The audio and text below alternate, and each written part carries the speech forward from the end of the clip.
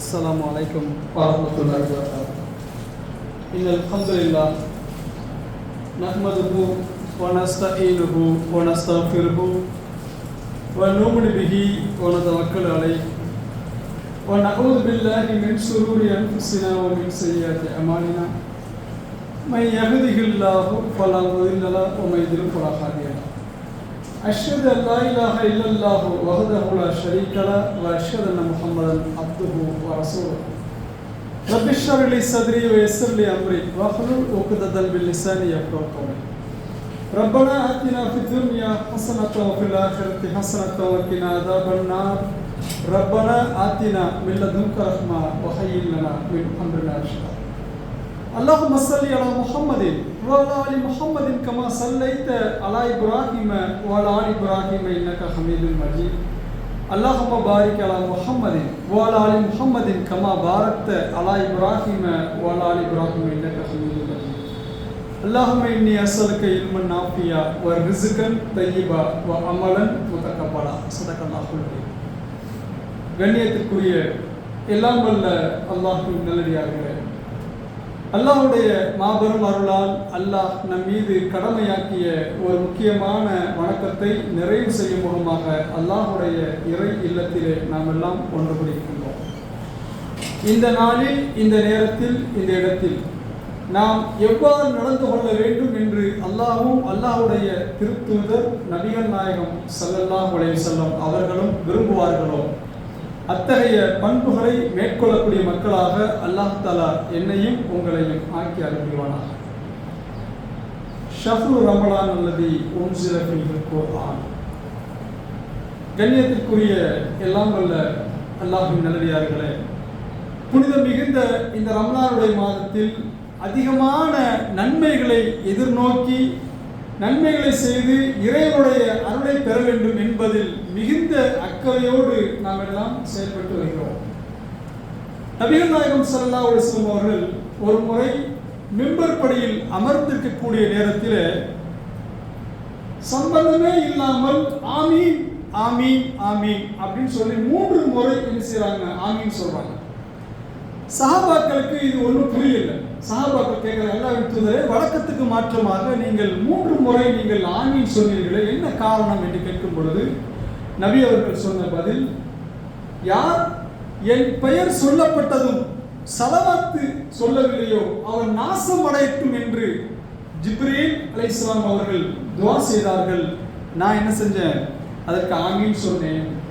இரண்டாவதாக, வயதான பெற்றோர்கள் யாருக்காவது இருந்து அவர்களை பராமரிப்பதன் மூலம் சொர்க்கம் செல்லக்கூடிய வாய்ப்பை அவன் இழக்கிறானோ அவன் நாசமடையட்டும் என்று ஜிப்ரீல் அலைஹிஸ்ஸலாம் அவர்கள் துஆ செய்ய நான் என்ன செஞ்சேன்? ஆமீன் சொன்னேன். மூன்றாவது ஆமீனுக்கு உண்டான பதில் என்னன்னு சொன்னா, யார் ரமலானுடைய மாதத்தை அடைந்தும் எவருடைய பாவங்கள் மன்னிக்கப்படவில்லையோ அவன் நாசமடையட்டும் என்று ஜிப்ரீல் அலைஹிஸ்ஸலாம் அவர்கள் சொல்ல நான் என்ன செஞ்சேன்? நான் ஆமீன் சொன்னேன் என்று விளக்கம் சொல்றாங்க. இந்த ரமலானுடைய மாதத்தை பொறுத்தவரை இது சாதாரண மாதம் அல்ல. நன்மைகளை அதிகமாக வாரி குவிக்கக்கூடிய மாதம் தான் இந்த மாதம். எல்லா அமல்களுக்கும் கூலி வழங்குவது, நன்மைகளை பதிவு செய்வது எல்லாம் மலக்குகளை அல்லாஹ் தஆலா ஏற்பாடு எடுத்துக்கலாம்.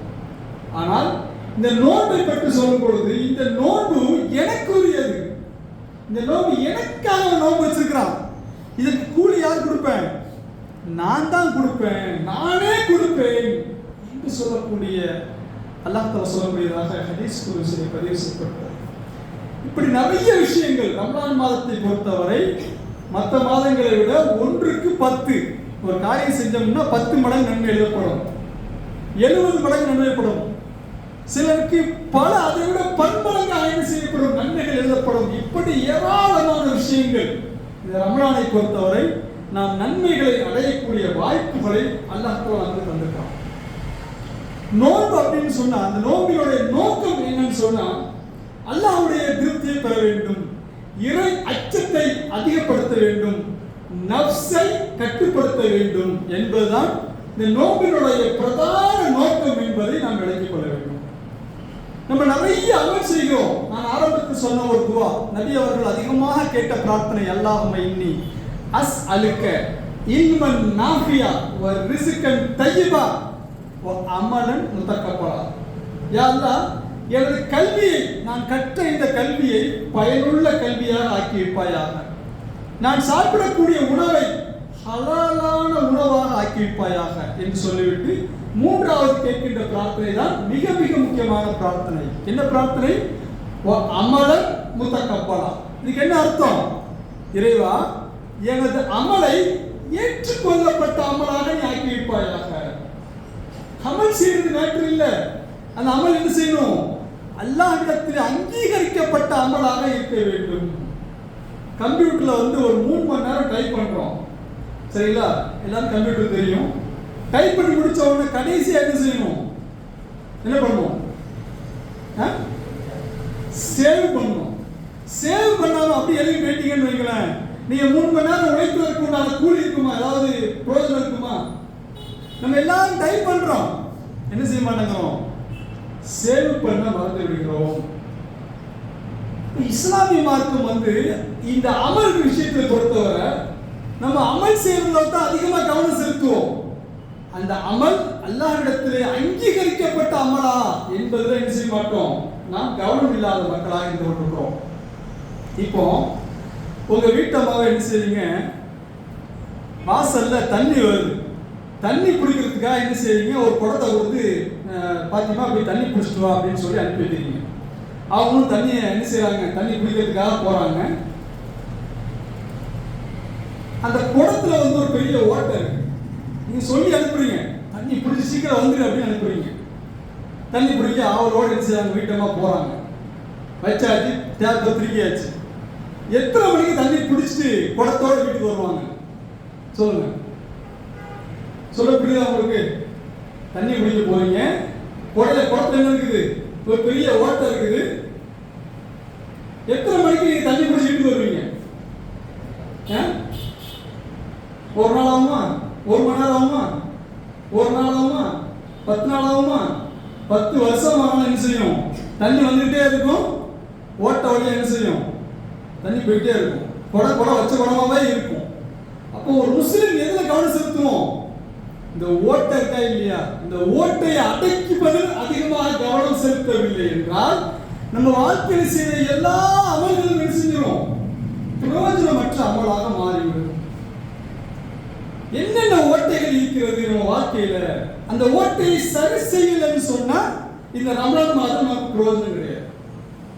இந்த ஓட்டைகள் என்னென்ன ஓட்டைகள்? அல்லாஹ் தஆலா நபிக்கு ஒரு வசனம் சொல்றான். சாதாரண வசனம் அல்ல. நபியே, நீர் இணை கற்பித்தால் உமது நல்லறங்கள் அனைத்தும் அழிந்துவிடும். யாரை பார்த்து சொல்றான்? நபி ஸல்லல்லாஹு அலைஹி வஸல்லம் அவர்கள் இணை வைப்பாங்களா? இணை வைத்தல்னா என்ன என்பதை மனித குலத்துக்கு எடுத்து சொன்ன அவர்களை பத்தி அல்லாஹ் சொல்றான் திருமறை குர்ஆனிலே, நபியே, நீர் இணை வைத்தால் உமது நல்லறங்கள் அனைத்தும் அழிந்துவிடும். சாதாரண வசனம் அல்ல. அப்ப நம்ம இடத்துல இணை வைத்தல் என்ற ஒரு காரியம் இருந்துச்சுன்னு சொன்னா, இணை வைத்தல் சொன்னா ஒரு சிலையை வணங்குறது, ஒரு கோயிலுக்கு போறது, அது நினைச்சிட்டு இருக்கிறோம். அது மட்டுமல்ல, அதற்கு நிறைய வடிவங்கள் இருக்கிறது. அதுவும் இணை வைத்தல் தான். ஒரு மகான்கிட்ட போய் என்ன செய்யறோம்? மகானுடைய மண்டல போய் சஜ்ஜா செய்யறோம். அது என்னது? அது இணை வைத்தல். மகான்கிட்ட போய், மகானே நீங்க தான் புள்ள தரணும் கேட்கிறோம், இணை வைத்தல். இப்படி ஏராளமான காரியங்கள் இணை வைத்தல் சார்ந்த விஷயங்களை ஒரு பக்கம் செஞ்சுட்டு ஒரு பக்கம் நோன்பு வைக்கிறோம், கஞ்சி குடிக்கிறோம், இரவெல்லாம் நின்று வணங்குகிறோம். ஏதாவது பிரயோஜனம் இருக்கிறதா என்று சொன்னால் நிச்சயமாக இல்லை. ஆகவே முதல்ல ஒரு முஸ்லீம் கவனம் எடுக்க வேண்டிய விஷயம், இணை வைத்தல் அப்படின்ற அந்த சாயல் என்ன செய்யக்கூடாது? நம் இடத்திலே கடுகளவு கூட என்ன செய்யக்கூடாது? வந்துவிடக்கூடாது என்பதில் அதிகமான கவனம் செலுத்த வேண்டும். அதே மாதிரி இரண்டாவது கவனம் செலுத்த வேண்டிய விஷயங்கள், பெரும்பாவங்களோட பட்டியலை பார்த்தீங்கன்னு சொன்னா, அல்லாஹ்வின் தூதரே பெரும்பாவங்கள் என்ன என்று கேட்கும்போது ஃபர்ஸ்ட் அல்லாஹ்வின் தூதர் சொன்ன வார்த்தை இணை வைத்தல். இரண்டாவது சொன்ன வார்த்தை என்ன வார்த்தை? பெற்றோரை நோவினைப்படுத்துதல். நிறைய மக்கள் பார்த்தீங்கன்னா இந்த பெற்றோர்கள் விஷயத்துல அதிகமான கவனம் இல்லாத மக்கள் தான் நான் உட்பட நீங்க உட்பட இருந்துருக்கோம். அவங்க எப்படி பேச வேண்டும், திருமறை குர்ஆன் சொல்கிறது. சாதாரண வார்த்தை இல்ல, கனிவாக பேசுங்கள். அவங்க சத்தத்தை விட உங்க சத்தத்தை உயர்த்திடாதீங்க. அவர்களுக்காக அழகான ஒரு பிரார்த்தனை செய்யுங்கள். ரப்பிர் ஹம்ஹுமா கமா ரப்பயானி சகியா என்ற பிரார்த்தனை செய்யுங்கள். நிறைய பேருக்கு நான் சொன்னா இல்லையா, இந்த துவாவை சொல்லுங்க அப்படின்னு சொன்னா இந்த சபையில பாதி பேருக்கு என்ன செய்யாது, இந்த துவா தெரியாது. பெற்று வளர்த்து ஆளாக்கி நமக்கு எல்லா விதமான தேவைகளையும் செய்த நமது பெற்றோர்களுக்கு இந்த அல்லாஹ்வுடைய தூதர் காட்டி தந்த அல்லாஹ் திருமறை குர்ஆனில் சொன்ன அடிப்படையில் உள்ள அந்த துவா நமக்கு தெரிகிறதா என்று சொன்னார். அந்த துவாவுடைய அர்த்தம் பார்த்தீங்கன்னா சாதாரண அர்த்தம், ரப்பிர் ஹம்ஹுமா கமா ரப்பயானி சகியா. என்ன அர்த்தம்? இறைவா, நான் சிறு வயதில் இருக்கும் பொழுது என்னை என் பெற்றோர்கள் எவ்வாறு பராமரித்து வளர்த்தார்களோ அதே போல அவர்கள் முதுமை அடையக்கூடிய நேரத்தில் எப்படி மாறுவாங்க? எப்படி ஆயிடுவாங்க? சின்ன பிள்ளையா மாறுவாங்க. அந்த நேரத்தில் நான் அவர்களை சிரித்த முகத்தோடு அவர்களுக்கு பணிவிடை செய்யக்கூடிய அந்த பாக்கியத்தை தருவாயா? எப்படி நம்ம யோசிப்போமா? நம்ம யோசிக்கவே மாட்டோம். நீ உமாக்கு கழுத்துலவே நாய் கிடக்குது, பாப்பாக்கு நிறைய சொத்து கிடக்குது, அந்த நேரத்தில் உழுது உழுது பார்க்கறதெல்லாம் நேற்று கிடையாது. எப்போ பார்க்கணும்? நான் சின்ன பிள்ளையா இருக்கும்போது நைட்டு 2 மணிக்கு 3 மணிக்கு எழுப்புவோம். எந்த தாயாவது சனியை ஏன் எழுப்புது, சனியை ஏன் அழுவுது கேட்டுருப்பாங்களா? கேட்கல. அதே மாதிரி 80 வயசு ஆகும்போது என்ன செய்வார்கள்? நமது பெற்றோர்கள் இந்த நிலைக்கு ஆளாவார்கள். அந்த நேரத்தில் நான் என்ன செய்யணும்? சிரித்த முகத்தோடு அவர்களுக்கு பணிவிடை செய்யக்கூடிய பாக்கியத்தை தருவாயாக நல்லா சொல்றாங்க. எத்தனை பேர் கேட்டிருக்கோம்? எத்தனை பேர் இது சம்பந்தமாக நம்ம சிந்திச்சிருக்கோம்? இந்த விஷயங்கள் என்ன செய்யணும்? நம்மள வயதான பெற்றோர்கள் இருந்தாங்கன்னு சொன்னா அவர்களுக்கு பணிவிடை செய்வது அல்லாஹ்வுக்கு அதிகமான விருப்பமான காரியங்கள் உண்டு. நபி நாயகம் ஸல்லல்லாஹு அலைஹி வஸல்லம் அவர்கள் கேட்கப்படுகிறது, அல்லாஹ்வின் தூதரே, அல்லாஹ்வுக்கு மிக மிக விருப்பமான காரியங்கள் என்ன அப்படின்னு கேட்கப்படுது. ரசூலுல்லாஹ் முதல்ல சொன்னது தொழுகையை அந்தந்த நேரத்தில் நிறைவேற்றுவது. இரண்டாவது என்ன? பெற்றோருக்கு நன்மை செய்வது. மூன்றாவது என்ன? அல்லாஹ்வுடைய பாதையில் அறப்போர் செய்வது என்று நபி நாயகம் சொல்றாங்கன்னா, இந்த விஷயத்தில் இந்த ரமலானுடைய மாதத்தில் பெற்றோர்கள் பக்கத்தில் உட்காருங்க, கனிவா பேசுங்க, அவனுடைய என்ன தேவை என்பதை கேட்டு அதை நிறைவு செய்யக்கூடிய அந்த பண்பு நம்மகிட்ட இல்லைன்னு சொன்னான். அவருடைய துவா நமக்கு வேண்டிய ஒழிய அவருடைய பத்துவா நம்மகிட்ட இருந்துச்சுன்னு வைக்கிறேன், இந்த ரமலான் மாதத்தில் நீங்கள் என்ன அமல் செய்தாலும் சரி எந்த பிரயோஜனமும் அல்ல என்பதை விளங்கிக் கொள்ள வேண்டும். மூன்றாவதாக வட்டி. நிறைய சகோதரர்கள் என்ன செய்யறாங்க? பைக்கு, பல்சர் பைக்கு, அந்த பைக்கு சும்மா என்ன செய்வாங்க? 1.5 லட்சம் 1.25 லட்சம். எது? வட்டியில் வாங்கப்பட்ட வாகனம், வட்டி வாங்கி கட்டப்பட்ட வீடு, வட்டி தொழிலோடு சம்பந்தப்பட்ட என்னென்ன விஷயங்கள் இருக்குதோ. இல்ல எனக்கு நான் பேங்க்ல லோன் எடுத்தா நான் வீடு கட்டிருக்கேன், பேங்க்ல லோன் எடுத்தா கடை திறந்துருக்கிறேன். இந்த வருமானத்தோடு யாரெல்லாம் நீங்கள் பயணிக்கின்றீர்களோ நீங்க நோன்பு வச்சு எந்த பிரயோஜனமும் அல்ல என்பதை தெளிவாக விளங்கிக் கொள்ளுங்கள். யார் இந்த வட்டி சார்ந்த விஷயங்கள்ல தொடர்பு இருக்கிறாங்களோ அவர்கள் அல்லாஹ்வோடும் அல்லாஹ்வுடைய தூதரோடும் யுத்தம் செய்யக்கூடிய நபர்கள். சாதாரண விஷயம் அல்ல. அல்லாஹ் தஆலா யாரையும் இப்படி சொல்லல.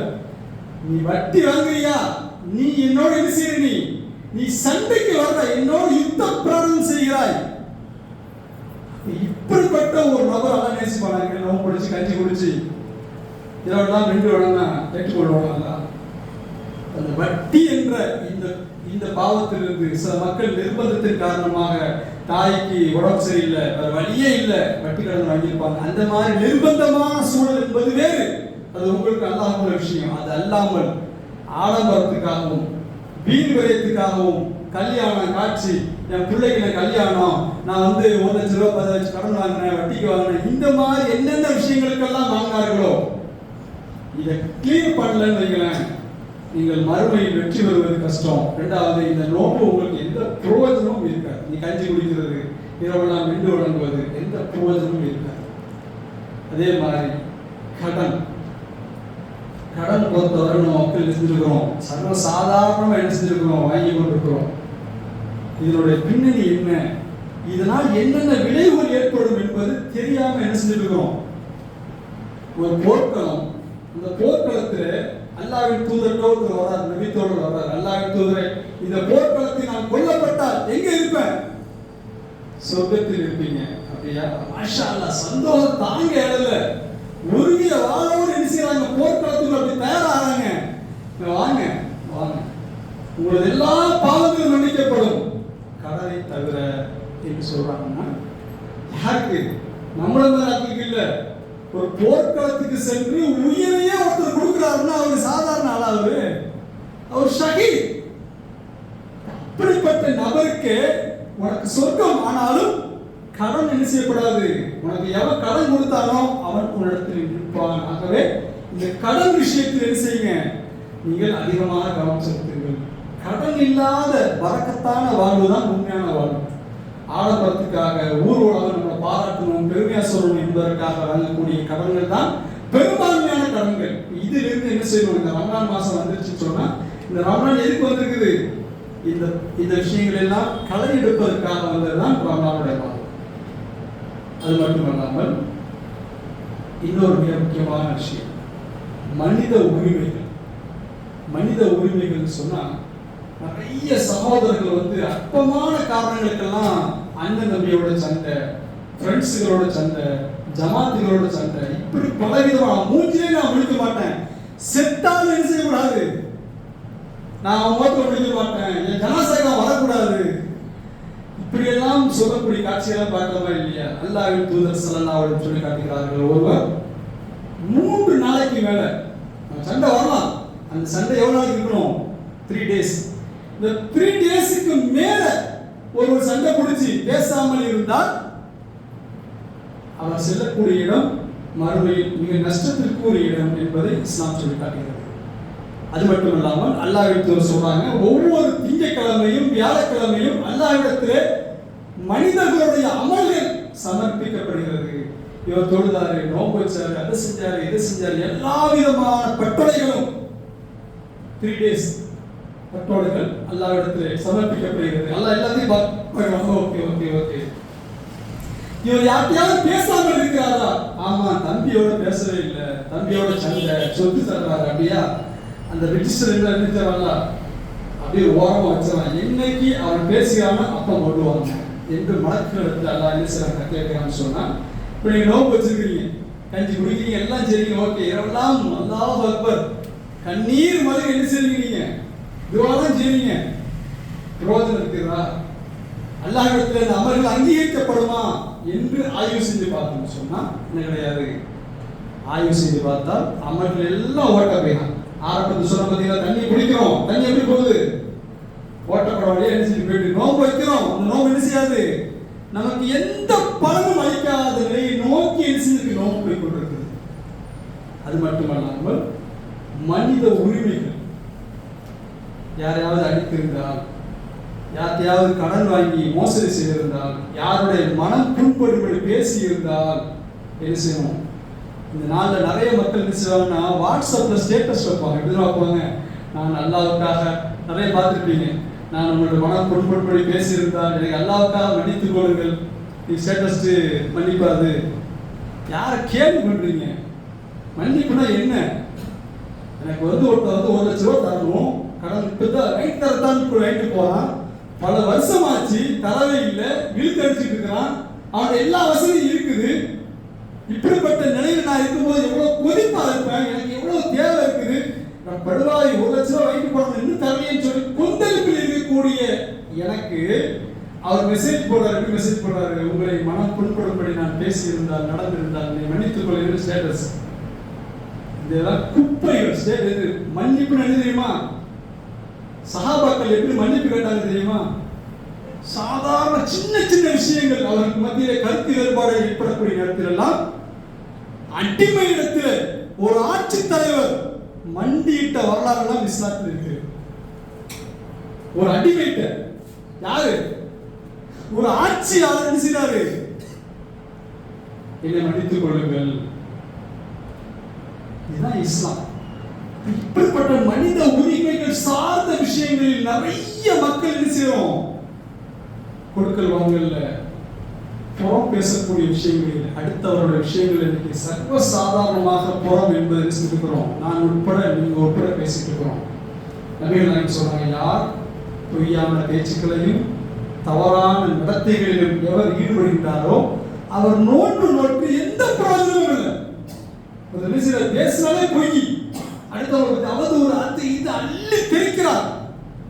இவர் நோட்டு எந்த பிரயோஜனமும் இல்லை. ஒருத்தவருடைய நினைச்சாரு பங்குக்கு சண்டைக்கு வர்றார், சண்டைக்கு நினைச்சாரு நம்ம தூண்டி விடுறார். இந்த நேரத்தில் நீங்கள் கடைபிடிக்க வேண்டிய ஒழுங்கு என்ன? நான் நோம்பாளி, அஸ்ஸலாமு அலைக்கும் வரஹ்மத்துல்லாஹி வபரகாத்துஹு என்று சலாம் சொல்லி ஒதுங்குவதுதான் நம்மிடத்திலே உள்ள கடமை. சர்வ சாதாரணமாக என்ன செஞ்சிருக்கிறோம்? அடுத்தவர்களை பற்றி போறோம், அடுத்தவர்களை பற்றி போடு, அடுத்தவர்களை பற்றி எல்லாம் மண்டையில ஃபுல்லா என்ன இருக்குது? இந்த கசடுகள் கழிவுகளை எல்லாம் களைவதற்கு வந்ததுதான் இந்த ரமலான். இந்த கழிவுகளோடு நம்ம கஞ்சி குடிச்சோம், கழிவுகளோடு இரவு தொழுகிறோம், என்ன கிடையாது, எந்த பிரயோஜனமும் அல்ல. உங்க உள்ள எப்படி இருக்கு தெரியுமா? பிளைன் ஒயிட் பேப்பரா இருக்கும். கோரிக்கிச்சு கருத்து மை அந்த மை இந்த மை என்ன செய்யக்கூடாது. அந்த மாதிரி இல்லாத நிலையில் நாம் என்ன செய்யணும்? நோம்பு கடைசி கடையக்கூடிய நேரத்தில் நம்முடைய நிலைப்பாடுகள் இருக்க வேண்டும். நம்மளை சுற்றி எவ்வளவோ மக்கள், தேவையுள்ள மக்கள் இருக்கிறாங்க, கஷ்டத்தில் உள்ள மக்கள் இருக்கிறாங்க. அவர்களுடைய கண்ணீரை துடைப்பதற்கு என்ன செய்யணும்? இந்த ரமலானுடைய மாதத்தை பயன்படுத்திக் கொள்ள வேண்டும். நபிகள் நாயகம் சொல்றாங்க, இந்த செய்தி சாதாரண செய்தி அல்ல, நல்லா உள்வாங்கிக்காங்க. சின்ன செய்தி தான். பக்கத்து வீட்டுக்காரன் பசியோடு இருக்க, பக்கத்து வீட்டுக்காரன் பசியோடு இருக்க தான் மட்டும் வயிறார உண்பவன் யார் இல்ல, அவன் யார் இல்ல, அப்துல் காதர்னு பேர் இருக்கு, அப்துல் ரஹ்மான் பேர் இருக்குது. அவர் முஸ்லீமா? அவரு நம்மோட முஸ்லீம் சொல்லிக்கலாம். ஆனா இஸ்லாம் என்ன செய்யும்? அவர் என்ன செய்யாது? நீ அவனை சரி செஞ்சா அவனுக்கு உணவளித்தால் நீ முஸ்லீம். நம்ம பேர்ல நம்ம அதுக்கு என்ன செய்யக்கூடாது? நீ சாப்பாடு கொடுக்கலையா, நீ காஃபி சொல்லக்கூடாது. அந்த அதிகாரம் நமக்கு கிடையாது. நபிகள் நாயகம் சொன்ன வார்த்தை என்ன வார்த்தை? பக்கத்து வீட்டுக்காரன் பசியோடு இருக்க தான் மட்டும் வயிறார உண்பவன் அவன் முஸ்லீம் இல்லை. இந்த பண்பு என்கிட்ட இருக்குதா? நான் அடுத்தவர்களுக்கு உணவளிக்கின்ற அந்த பண்பு என்னிடத்தில் இருக்கிறதா? இதெல்லாம் என்ன செய்யணும்? இந்த ரமலானுடைய மாதத்தில் ஏற்படுத்திக் கொள்ளக்கூடிய அந்த பண்புகளை எடுத்துக்கணும். பக்கத்து வீட்டில் நோன்பு வைக்கிறாங்களா? அவங்களுக்கு நோன்பு வைக்கிறதுக்கு உண்டான வசதி வாய்ப்புகள் இருக்கிறதா? அவங்களோட அரிசி பருப்பு இருக்கிறதா? என்ன வருமானம் இருக்கிறது? இதையெல்லாம் என்ன செய்யணும்? கண்காணித்து அவருடைய தேவையை நிறைவு செய்யக்கூடிய பணி என்ன செய்யணும்? இந்த ரமலானுடைய மாதத்தில் நாம் செய்வதற்கு கிடைக்கிறது. திருநெல்வேலியில் ஜிஹெச்சில் உள்ள நோயாளிகளுக்கு சகர் சாப்பாடு ஏற்பாடு பண்ணி டெய்லி மல்டி ஹாஸ்பிட்டல், அப்புறம் பழைய ஹாஸ்பிட்டலோட நோயாளிகளுக்கு என்ன செய்வோம்? நேராக வார்டிலே போய் கொடுக்கக்கூடிய, எந்த கட்டணமும் இல்லாமல் கொடுக்கக்கூடிய அந்த பணியை செய்வோம். ஒரு பொம்பளை பிள்ளை பொண்ணு பேர் சுவாதிகா, கல்வி ஹாஸ்டல்லேருந்து ஃபோன் பண்ணுது. அண்ணா எங்களுக்கு சகர் சாப்பாடு கிடைக்குமாண்ணா? ஓ பேர் என்ன? சுவாதிகா. சுவாதிகாவா? நீ நீ எப்படிமா நோம்பு வைக்கிறேன்னா? நான் 2 வருஷமா நான் நோம்பு வைக்கிறேன்னா. நான் தண்ணி பிஸ்கட் வச்சு தானே நான் நோம்பு வைக்கிறேன், எனக்கு சாப்பாடு தருவீங்கண்ணா அப்படின்னு கேட்குறேன். இப்படி கண் கலங்கக்கூடிய சூழல். யாரு?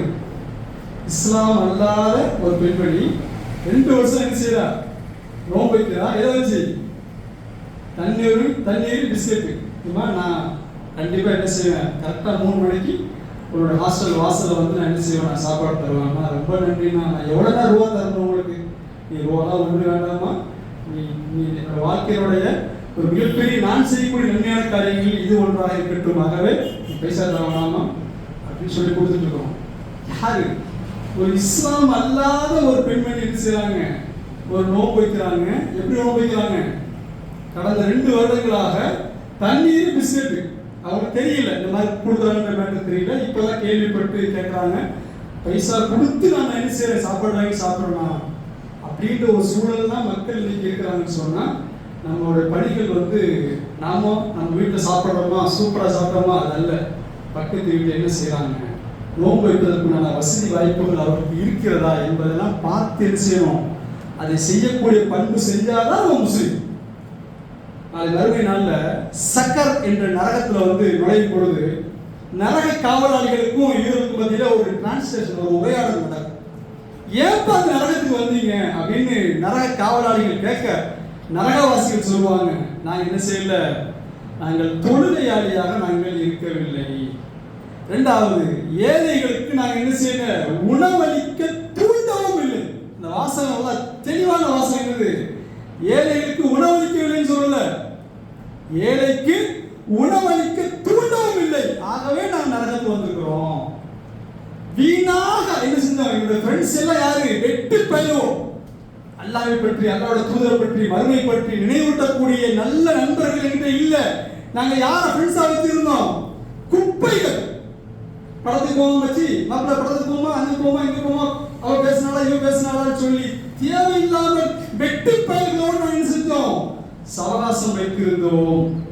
ஆகவே இந்த நரகத்துக்கு வந்திருக்கிறோம், சகர் என்று சொல்லக்கூடிய இந்த நரகத்துக்கு நாங்கள் வந்திருக்கிறோம் அப்படின்னு நரகவாசிகள் சொல்றாங்க. அதுல ரெண்டாவது காரணம் என்ன, ஏழைக்கு உணவளிக்க சொல்லல, நம்ம என்ன செய்யணும், ஏழைக்கு உணவளிக்க தூண்ட வேண்டும். நீங்கள் ஒவ்வொருவரும் என்ன செய்யணும், அடுத்த ஆளுக்கு என்ன செய்யணும், இப்ப இந்த மாதிரி கஷ்டப்படுறாங்க சாப்பாடு கொடுங்க, அதை செய்யுங்க, நம்ம 2 பேரும் சேர்ந்து செய்வோம் அப்படின்னு சொல்லி என்ன செய்யணும், ஒரு டீமாக அல்லது 2 நபர்களாக இந்த பணியை செய்ய வேண்டும் சொன்னா நம்ம போகக்கூடிய இடம் என்ன, நரகம் என்று அல்லாஹ் குர்ஆன்ல சொல்றாங்க. இந்த ரமலான் மாசத்துல நமக்கு கடமைகள் 1-2 கடமைகள் இல்லத்தான், ஏராளமான கடமைகள்.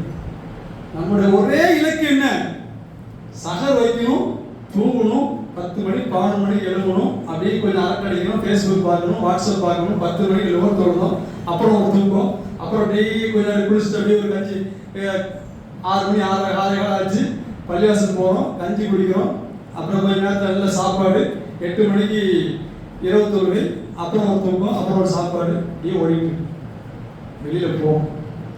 கண்ணீரோடும் மனக்குமர்களோடும் எத்தனையோ மக்கள் செய்றாங்க, உங்கள் வரவை எதிர்நோக்கி காத்துக்கிட்டு இருக்காங்க. என்னத்த வேணும் உங்களுக்கு, என்ன கண் கலங்கிடுவாங்க. இப்படிப்பட்ட பணிகள் என்ன செய்யுங்க, உங்கள் வாழ்க்கையில் செய்வதற்குண்டான முயற்சிகளை செய்யுங்க. இன்னும் நம்ம செய்ய வேண்டிய காரியங்கள் ரமலான்ல நிறைய விஷயங்கள் இருக்கு. நம்மளோட ஃபுல் ஃபோக்கஸ் எதுல இருக்குன்னா, தொழுகணும், நோன்பு வைக்கணும், குர்ஆன் ஓதணும். இதை தாண்டி என்ன செய்யணும், நிறைய பணிகள் உங்கள் மீது சுமத்தப்பட்டுள்ளது, என் மீதும் சுமத்தப்பட்டுள்ளது. இந்த புனித மிகுந்த ரமலான் மாதத்தில் நம்மகிட்ட என்னென்ன குறைகள், நம்ம ஒரு சிலதான் சொல்லியிருக்கிறோம், இன்னும் நிறைய குறைகள், மனித உரிமை சார்ந்த விஷயங்கள், கொடுக்கல் வாங்கல், வியாபாரம், தொழில், எல்லா விஷயங்களும் என்ன செய்யணும், நம்மை சரி செய்து ரமலானை அழகிய முறையில் அடையக்கூடிய மக்களாக மாறுவோம். வல்ல இறைவன் அருள் புரிவானாக. வாஹிதாவான அல்ஹம்துலில்லாஹி ரப்பில் ஆலமீன். அஸ்ஸலாமு அலைக்கும் வரஹ்மத்துல்லாஹி வபரகாத்துஹு.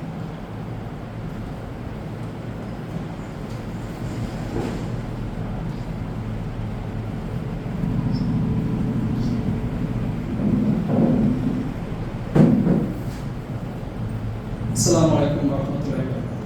கண்ணியத்திற்குரிய சகோதரர்களே, சகோதரிகளே, நன்மைகளை அதிகமாக அடையக்கூடிய ஒரு வாய்ப்புகளில் ஒன்றுதான் ரமலான் மாதத்திலே நமக்கு அல்லாஹ் தஆலா செஞ்ச மிகப்பெரிய அருள் லைலத்துல் கத்ர் என்று சொல்லக்கூடிய 1000 மாதங்கள் நின்று வணங்கினார். சாதாரண வார்த்தையில் நல்ல தெளிவாக வணங்கிட்டாங்க.